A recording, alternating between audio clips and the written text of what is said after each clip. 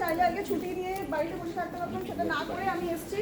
তার কারণ হচ্ছে আমি মনে করছি যে আমরা সরকারি কর্মচারীরা অন্যান্য সব রাজ্য থেকে পশ্চিমবঙ্গ রাজ্য সরকারি কর্মচারীরা বঞ্চিত এই কারণে, কারণ আমরা নিজেরা নিজেদের দাবির প্রতি সজাগ নই।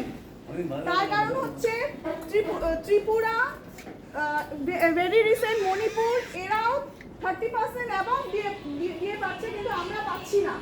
এটা আমি মনে করি সরকার খুব সুচতুরভাবে ট্রান্সফার পলিসি এনে এবং নানাভাবে ভীত সন্ত্রস্ত করে আমাদেরকে আটকে রেখেছে। সেই ভয়ে ভীত হয়ে আমরাও কর্মচারীরা আমাদের দাবি থেকে সরে এসেছি, কিন্তু এই বঞ্চনা চলতে চলতে কতদিন চলবে সেটা একটা আমাদের ভেবে দেখতে হবে। ট্রান্সফার করলে কোথায় করবে? পশ্চিমবঙ্গের বাইরে তো করবে না।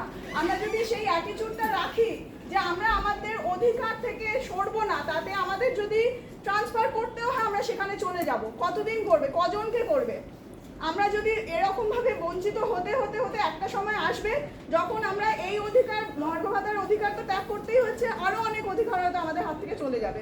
সুতরাং আমরা চাই যে আমরা সবাই মিলে, এখনো এসডিএম ময়দান আটকে বসে আছে, এখনো আমরা ময়দান ছেড়ে চলে যাইনি এবং কোর্টের লড়াই করছি। আমরা সুবীর সাহা বলে আমাদের একজন সাথীর ডিটেলমেন্ট আটকাতে পেরেছি, স্টে দিতে পেরেছি, যেটা 5 বছরে হয়নি। স্যাট থেকে রায় হয়েছে, ওনার অর্ডার স্টে হয়েছে এবং এইটা জাজ বলেছে যে এই জিনিসটা ঘটানো হয়েছে ভিন্ডিকটিভ অ্যাটিটিউড নিয়ে, সেটা অর্ডারে লেখা হয়েছে। আমরা কিন্তু এতটা অ্যাচিভ করতে পেরেছি, এটা জানা সত্ত্বেও যে 10% কর্মচারীও এখন আর আমাদের সাথে আসছেন না, যে কোনো কারণেই হোক। এই জিনিসটা তো আমরা হয়তো বেশি দিন ধরে রাখতে পারবো না, এখনো ধরে রেখেছি কিন্তু বেশি দিন পারবো না যদি না আবার আপনাদের সহযোগিতা পাই।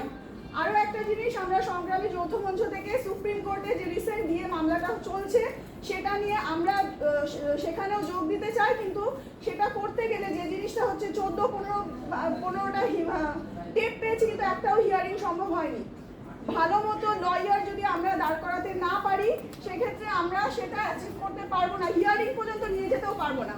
সেটার জন্য আপনারা বুঝতেই পারছেন ভালো উকিল মানে এক একটা হিয়ারিং এ প্রায় প্রচুর টাকার ব্যাপার আছে, ঠিক আছে?